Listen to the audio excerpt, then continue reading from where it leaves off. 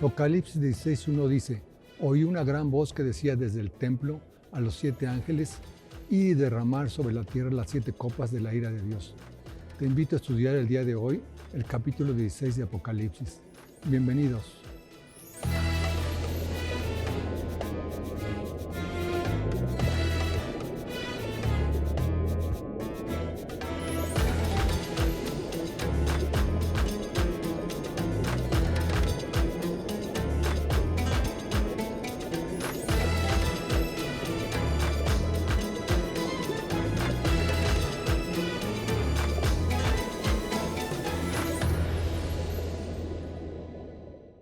Liliana, un gusto saludarte. ¿Cómo estás? Bueno, aquí lista para entrar en este capítulo que es muy fuerte, pero muy interesante y muy importante de aprender. Así es. Liliana, anteriormente hemos estado estudiando 7 sellos, 7 trompetas. Ahora veremos 7 copas. ¿Tienen alguna relación y suceden de manera cronológica o cuál es el patrón que debemos entender? Eso es muy importante, como les decía en el programa pasado, es muy importante que nosotros aprendamos a relacionar la escritura entera, porque nos habíamos acostumbrado como a leerla en secuencia, pero todo tiene que ver.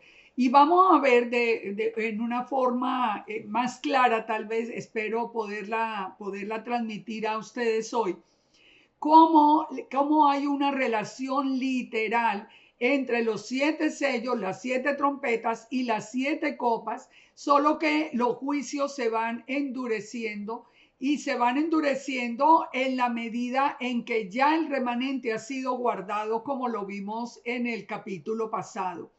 Así que todo tiene una relación, hoy lo vamos a aprender, pero vamos a hacer lo siguiente, vamos a leer primero las 7 copas, así rápidamente, y después ya entramos a hacer la relación y a explicar las 7 copas de la ira. Así que atentos que hoy tenemos muchísima información.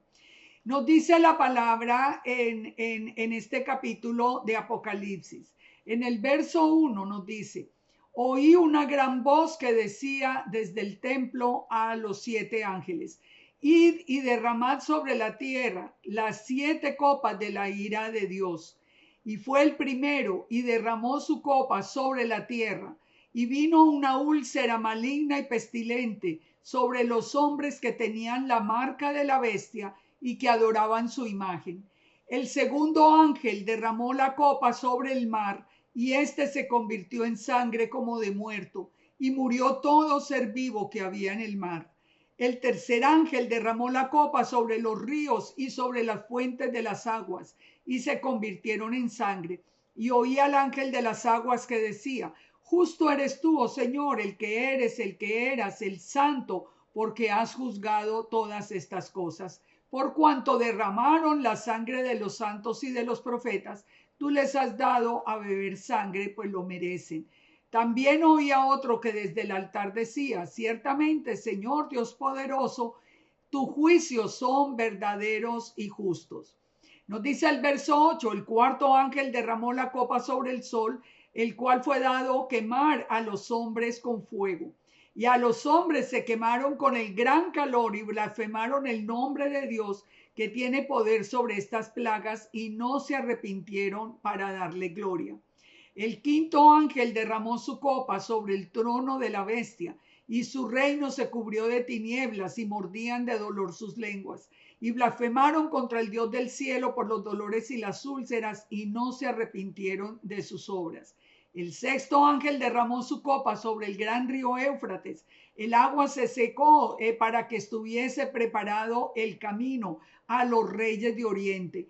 Y vi salir de la boca del dragón y de la boca de la bestia y de la boca del falso profeta 3 espíritus inmundos a manera de rana, pues son espíritus de demonios que hacen señales, y van a los reyes de la tierra de todo el mundo para reunirlos a la batalla de aquel gran día del Dios Todopoderoso. Y dice en el verso 16 que los reúne en el sitio que se llama Armagedón.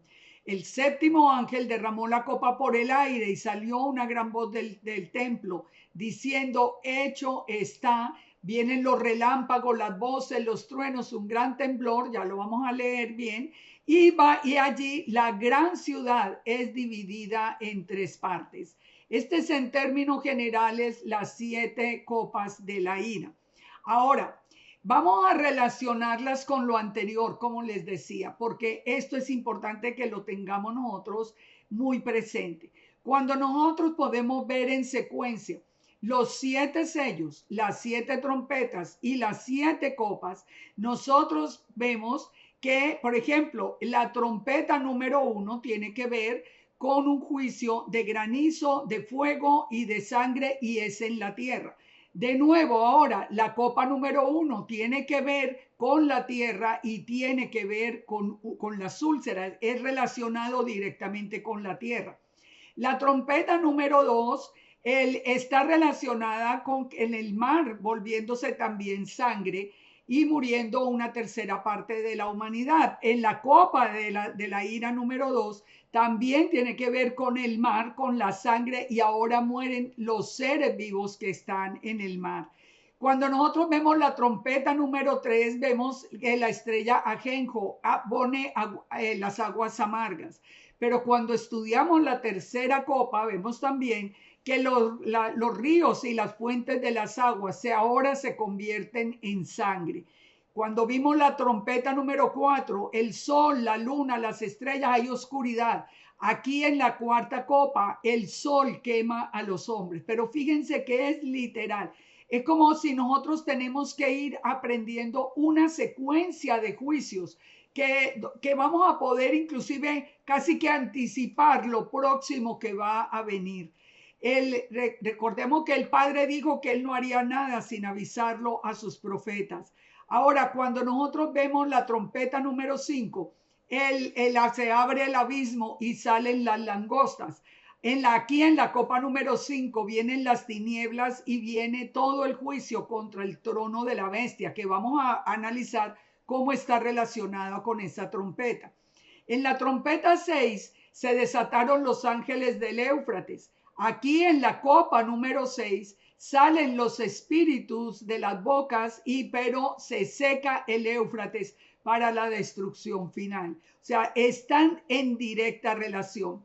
Igual que en la séptima trompeta, son los relámpagos, el fuego, el granizo, y aquí en la copa número 7, de nuevo aparecen los relámpagos, el gran terremoto y la destrucción de la ciudad. Entonces, fíjense, es como si el Eterno conservara como esos códigos que Él nos ha ido dando.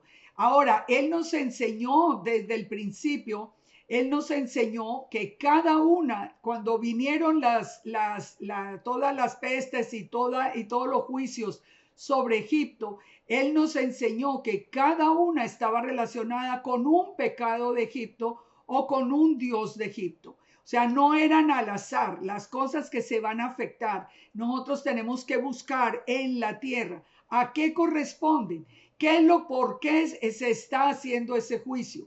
Siempre que leamos, ya cuando ustedes puedan leer ya con atención y despacio todo el capítulo, piensen en cada uno de los juicios. ¿Qué tiene que ver con lo que nosotros estamos viendo actualmente?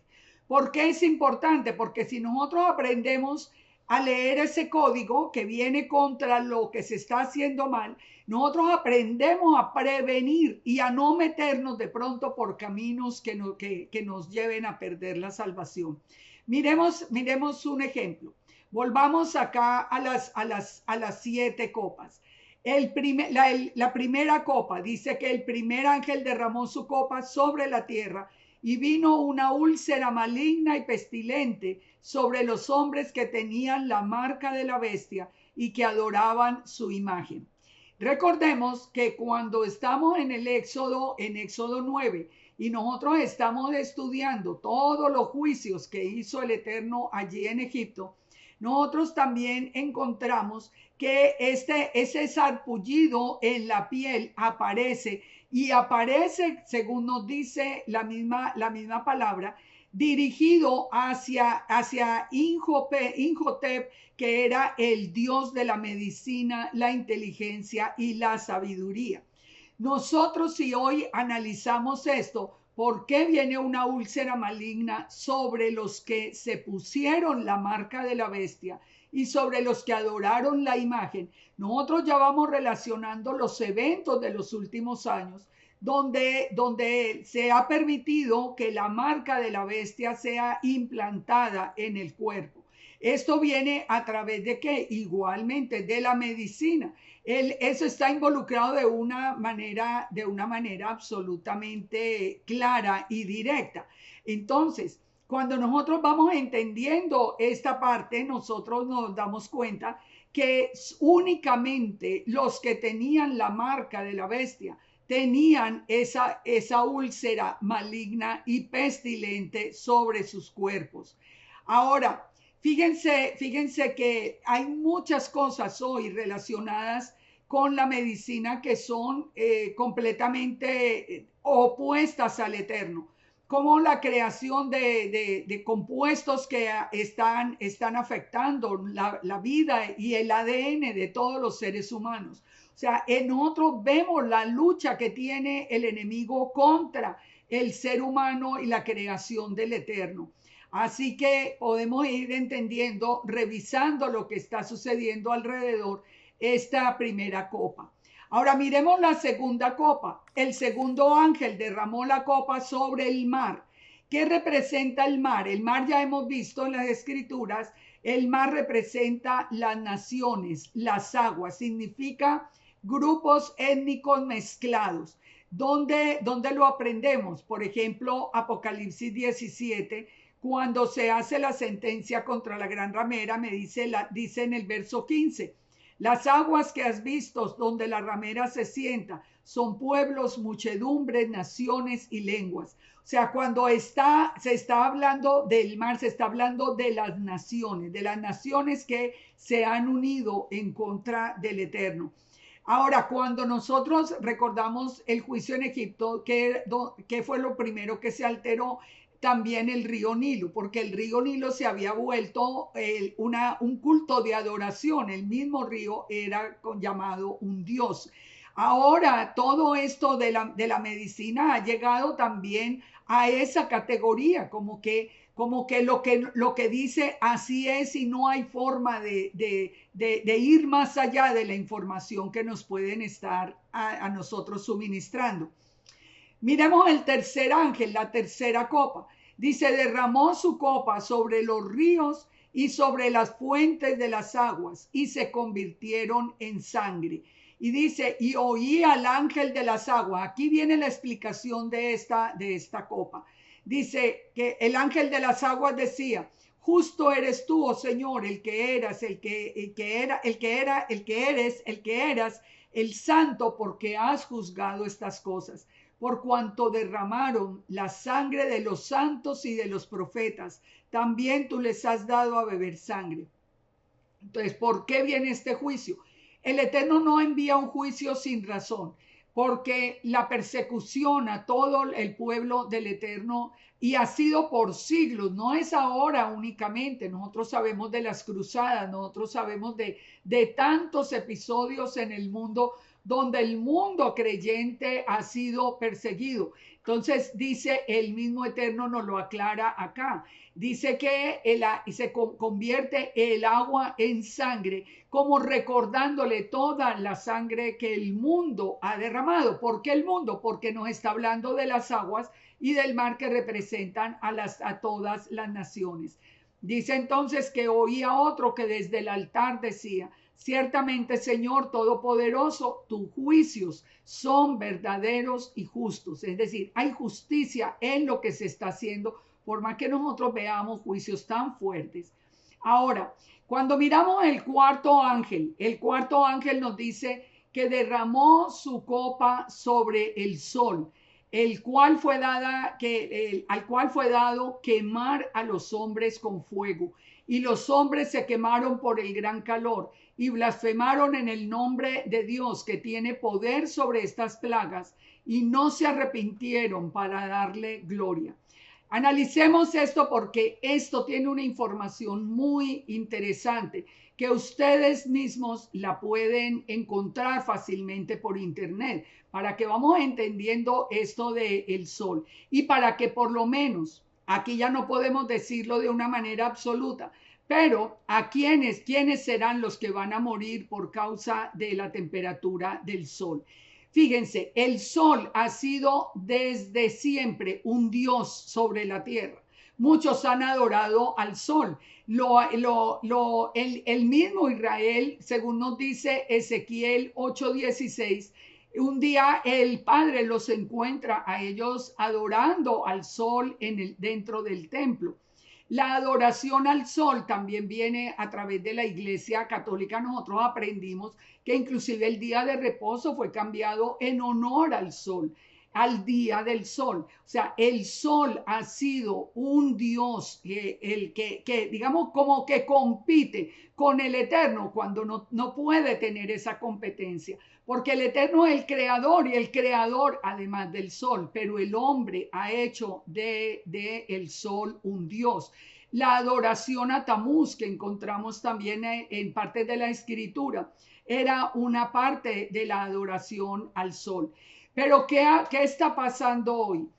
Yo les sugiero que ustedes busquen este término, Proyecto HL2M Tokamak. Tokamak termina con K. Este es un proyecto que viene realizando la China, creando un sol artificial. Esto que lo vemos, pero de pronto la mayoría de la gente no le ha puesto como mucha atención. Como les digo, ustedes pueden buscar el nombre del proyecto por internet y ustedes se pueden dar cuenta que ellos están tratando de hacer un sol artificial que pueda llegar hasta 200 millones de grados. Esa es por lo menos lo que ellos se han propuesto.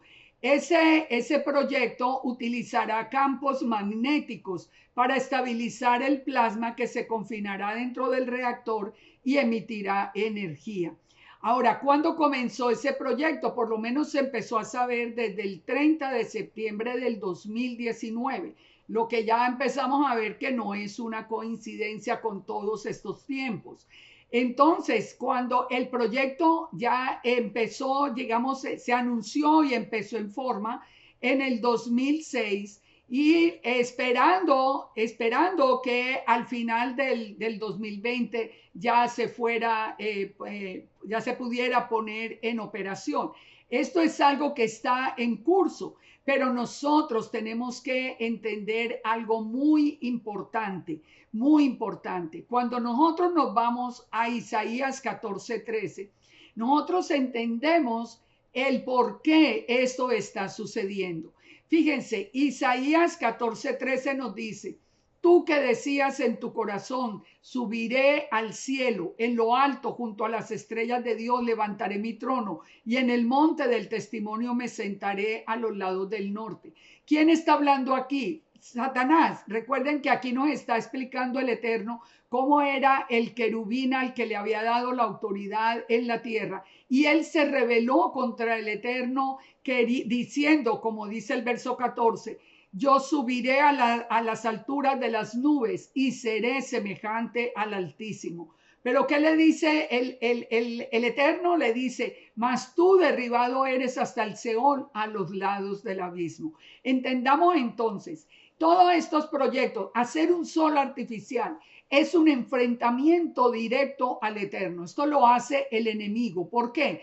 Porque si yo voy a ser como el Altísimo, si el Altísimo creó el sol, la luna, las estrellas, también el enemigo quiere hacer su propia creación.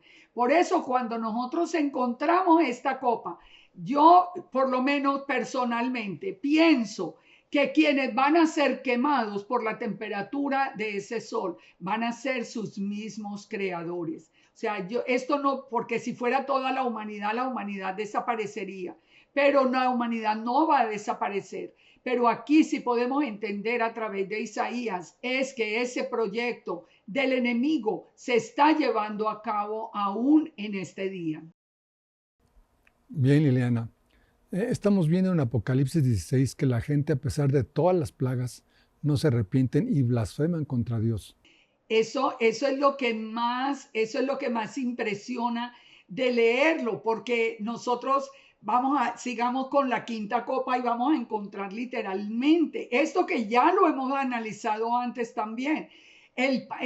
Llama la atención que aunque el mundo recibe estos juicios tan terribles, ni aún así buscan del Eterno. O sea, hay tanta rebeldía en sus corazones. Ya el enemigo ha tomado el control de sus cuerpos y de sus mentes. Recordemos además que la marca de la bestia y todo lo que se habla hoy de transhumanismo y de los chips puestos en el cerebro y puestos en todo esto, va a hacer que la gente ya no tenga la libertad de escoger. Y aquí es donde nosotros encontramos cuando analizamos la quinta copa, esta rebeldía, cómo se ha agudizado en el mundo entero. Dice el verso 10, el quinto ángel derramó su copa sobre el trono de la bestia y su reino se cubrió de tinieblas y mordían de dolor sus lenguas. Imagínate, ya pasaron las úlceras, el agua en sangre, tantas cosas tan terribles y el mundo no se arrepiente. Por el contrario, quiere llegar el mismo enemigo hasta tomar el trono del Eterno. Entonces, analicemos a través de esta quinta copa dónde está el trono de la bestia. Y aquí vamos a un dato también muy interesante que yo los animo a que, porque es una opción, pero yo los animo a que ustedes busquen la sustentación de esto porque en la misma escritura nos da una dirección. Entonces nos dice acá el trono de la bestia, el mismo Apocalipsis 2:13, si nosotros recordamos, enseñamos que la palabra nos hablaba del trono de Satanás. El trono de Satanás, dice, yo conozco tus obras, donde mora, donde está el trono de Satanás. Donde nos decía, estaba en Pérgamo. En Pérgamo estaba el trono de Satanás, ese trono está hoy en Alemania, pero ese trono va a ser llevado de nuevo a Pérgamo, por lo menos estaban preparando todo ese terreno. En Pérgamo que estaba también el trono de Zeus, ese es el mismo trono de Satanás que se encontraba en la Acrópolis de Pérgamo. Ahora, cuando vamos entendiendo esto y nosotros vamos viendo que nos está diciendo que es el trono de la bestia, pues si la misma palabra nos lo está anunciando, nosotros podemos encontrar por lo menos unos datos que son muy interesantes. Por ejemplo, es importante buscar a Turquía en el Asia Menor. Recuerden que Pérgamo, particularmente, ustedes pueden buscarlo, fue declarado Patrimonio de la Humanidad por la UNESCO en el 2014. O sea, ¿por qué Pérgamo por qué esa declaración literalmente ahora en el 2014? Ahora, cuando nosotros analizamos como la secuencia la secuencia de Turquía, encontramos a Constantino el Grande fundando la ciudad de Bizancio, esa antigua ciudad, y la llamó Constantinopla, capital del Imperio Romano Oriental, que corresponde al actual Estambul en Turquía. O sea, nosotros vamos viendo todo el sistema de la bestia de Nabucodonosor, de toda esa estatua, vamos viendo todo unido en la profecía de Daniel. En Daniel 8 y 11 nos habla del imperio griego y que al caer se dividió en Grecia, Turquía, Siria y Egipto. Así que nosotros vamos viendo como de dónde viene también la importancia en este caso de Turquía. Ahora, cuando nosotros vemos detalles interesantes, como que Turquía fue la última casa del califato, como que Turquía es llamado el cuerno de oro, como que la 10ª legión romana que destruyó el templo de Jerusalén vino de Anatolia, Turquía, específicamente de Antioquía. Fíjense que en el 12 de julio del 2020, la Catedral de Santa Sofía, que había sido una catedral de la cristiandad por más de 1000 años, fue convertida oficialmente en mezquita y todos los creyentes fueron sacados de allí, de la ciudad. Todos esos son datos importantes. Si ustedes comparan la bandera de China con la bandera de Turquía, ustedes van a encontrar unos datos también muy importantes de analizar. Recordemos siempre que en Apocalipsis nos dice que el que fue lanzado fue el gran dragón, la serpiente antigua. Ahora, en la sexta copa nos habla del río Éufrates, nos habla de que el río Éufrates se seca para que pasen los reyes de Oriente, y dice, y vi salir de la boca del dragón, de la bestia y del falso profeta, que ya están en el tiempo de la gran tribulación, 3 espíritus inmundos a manera de rana, dice que van a los reyes de la tierra para reunirlos en la gran batalla del día del Dios Todopoderoso. Y dice el Eterno, he aquí que yo vengo como ladrón. O sea, ya va a venir Yeshua, va a venir como ladrón para los que no conocen las fiestas, pero dice, bendecido el que vela y guarda sus ropas para que no ande desnudo y se vea su vergüenza. Y dice que lo reunió en el lugar que se llama Armagedón. ¿Por qué en el Éufrates? Porque recuerden que el Éufrates nació el Éufrates salía del Edén, y recuerden que forma parte de los límites de Israel. Es como que el Eterno seca la entrada o la salida en todo el límite de Israel. Cuando nosotros vimos Apocalipsis 9:14, recuerden que había 4 ángeles que eran espíritus de demonios que estaban también en el río Éufrates. Ahora son esos espíritus de las ranas que vienen sobre los reyes para esa batalla final. Y por último viene la destrucción de la gran ciudad. ¿Y cuál es esa gran ciudad? Bueno, si ustedes leen todo lo que hubo, relámpago, voces, truenos, dice la gran ciudad fue dividida en 3 partes y las ciudades de las naciones cayeron y la gran Babilonia vino en memoria delante del Eterno y toda isla huyó, los montes no fueron hallados, cayó enorme granizo y los hombres blasfemaron contra Dios porque la plaga fue sobremanera grande. ¿Cuál ciudad es esta? Tenemos varias opciones. Pudiera ser Jerusalén porque es la cuna de las 3 grandes religiones. Recuerden que va a ser dividido en 3.